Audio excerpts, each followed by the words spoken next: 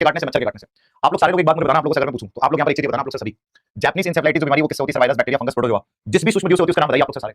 जिस भी आप देखो सर सूक्ष्म जीव से होती है उसका नाम बताइए आप लोग। इस अगर हमसे पूछ रहे हैं सर जापानीज आप देखो सर इंसेफेलाइटिस, जापानीज इंसेफेलाइटिस की अगर हम बात करें सर, जापानीज इंसेफेलाइटिस की बात करें तो सर किसके कारण होती है? तो याद रखना सर ये होती है वायरस के कारण जी। ये किसके कारण होती है सर? वायरस। किसके कारण होती है सर? वायरस, विषाणु।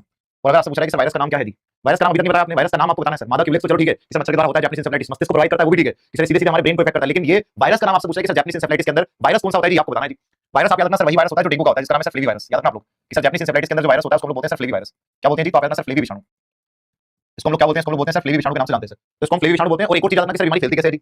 अगर आपसे पूछा है कि सर बीमारी स्प्रेड कैसे होती है सर, ये बीमारी अगर आपसे पूछा है कि सर ये स्प्रेड कैसे होती है सर, फैलती कैसे है, तो आप याद रखना फीमेल क्यूलेक्स किसके द्वारा फैलती है? तो याद रखना सर ये फैलती है सर फीमेल क्यूलेक्स के द्वारा। हिंदी में हम लोग बोलेंगे सर मादा क्यूलेक्स। तो मादा आप देखोगे सर क्यूलेक्स जो है, मादा क्यूलेक्स के द्वारा आप देखो सर बीमारी क्या करती है? स्प्रेड करती है। और एक और चीज याद रखना सर ये प्रभावित किसको करती है सर? ये हमारे शरीर में किसको प्रभावित करती है? तो याद रखना सर ब्रेन। ब्रेन का या नर्वस सिस्टम, सीधा आप देखो सर नर्वस सिस्टम, तंत्रिका तंत्र जो है वो आप देखोगे सर इससे प्रभावित होता है सर।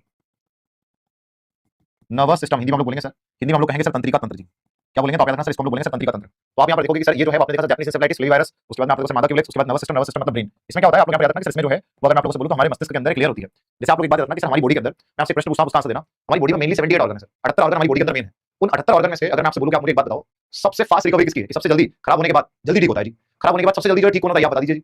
मैं आपको बोल रहा हूं सबसे स्लो रिकवरी ब्रेन की है। इसीलिए आप देखो सर मस्तिष्क में चोट लगती है, व्यक्ति जल्दी ठीक नहीं होता है सर, व्यक्ति जल्दी। और एक बात है ना सर मस्तिष्क में रिसेप्टर्स नहीं होते सर। रिसेप्टर्स क्या होते हैं? जैसे आप देखो सर मैंने आपको यहाँ पर टच किया तो रिसेप्टर्स क्या होते हैं? रिसेप्टर्स आपको फील कराते हैं, आपको फील कराते हैं, लेकिन आपके ब्रेन में रिसेप्टर्स नहीं होते। अगर मस्तिष्क में सुई चुभाई तो आप देखोगे फील नहीं होगा सर। मतलब ऐसा मत सोचना कि ये खोपड़ी कपाल है, यहाँ पर कपाल है, क्रेनियल है, कपाल आप सोचना कि यहाँ फील होगा, लेकिन ब्रेन पर आप देखो सर सुई लगेगी, फील नहीं होगा जी।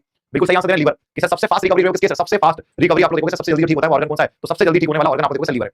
लेकिन मैं आपको सबसे स्लो रिकवरी किसकी है? सबसे स्लो रिकवरी ब्रेन की है। तो अब मैं आपको दिखाता हूं कि जापानीज इंसेफेलाइटिस के अंदर प्रभावित क्या होता है हमारे शरीर में। आप एक बात समझ रहा जो हमारा सबसे स्लो रिकवरी वाला ऑर्गन है जिसको हम लोग ब्रेन कह रहे हैं, मस्तिष्क हम लोग कह रहे हैं। तो आप यहाँ पर एक चीज याद रखना कि सर ये जो कपाल है इसके जस्ट नीचे आप देखो सर एक लेयर होती है, डायरेक्ट ब्रेन नहीं होता, क्योंकि अगर मान लो मैंने हिट किया तो डायरेक्ट शॉक किस पर लगेगा? ब्रेन पे लगेगा, और ब्रेन आप देखो सर डैमेज हो सकता है। लेकिन आप यहाँ पर एक चीज देखना कि सर जो है यहाँ पर कपाल के अंदर एक स्पंज जैसी मोटी लेयर होती है, तीन आप देखो सर लेयर होती है कि अगर आप अपने खोपड़ी पर अपने कपाल पर टच करते हो तो ब्रेन पर शॉक जाने से पहले वो जो तीन लेयर वाली जो स्पंज की लेयर होती है वो आप देखोगे सर वो शॉक को एब्जॉर्ब करती है, इसको बोलते हैं मेनिंजस। क्या बोलते हैं सर? मेनिंजस। और आप लोग देखोगे कि सर जो जापानीज इंसेफेलाइटिस बीमारी होती है इसके अंदर जो प्रभावित होता है वो क्या प्रभावित होता है? तो याद रखना जापानीज इंसेफेलाइटिस के अंदर हमारा मेनिंजस प्रभावित होता है सर। ब्रेन में आप देखोगे सर जो लेयर है ना, जो ये लेयर है जो आप देखोगे सर प्रोटेक्ट करती है, इसमें स्वेलिंग आती है, इसमें सूजन आती है, हेडेक होता है, दर्द होता है, और आप देखोगे सर नर्वस सिस्टम ठीक से प्रॉपर फंक्शन नहीं करता है। ये सारी चीजें इसके अंदर में जो देखने को मिलती है। अब ये जो मादा क्यूलेक्स है एक और बीमारी होती है जी, फीमेल क्यूलेक्स जो है एक और बीमारी होती है, वो कौन सी होती है? वो याद रखना आप लोग सर कि सर फीमेल क्यूलेक्स जो है, मादा क्यूलेक्स जो है, इससे एक और बीमारी होती है, उसको बोलते हैं हाथी पांव। हाथी पांव भी ये मच्छर फैलाता है हाथी पांव, जिसको हम लोग बोलते हैं सर फाइलेरियासिस। हाथी पांव को हम लोग क्या बोलते हैं सर? हाथी पांव को हम लोग बोलते हैं फाइलेरियासिस। मतलब एक जीव होता है चिड़िया काफी अगर पेड़ में काट लेता है तो आप देखो लेयर पेड़ जो है वो बड़ा होने लगता है, और पेड़ आप देखो इतना बड़ा होता है कि हाथी की तरह हो जाता है, और इस बीमारी को मच्छर फैलाता है जिसको हम लोग फीमेल क्यूलेक्स के नाम से जानते हैं। अगले क्वेश्चन पे लेकर आते हैं आपको। अगला क्वेश्चन आपकी स्क्रीन पर आप लोग सारे आंसर देना बढ़िया से।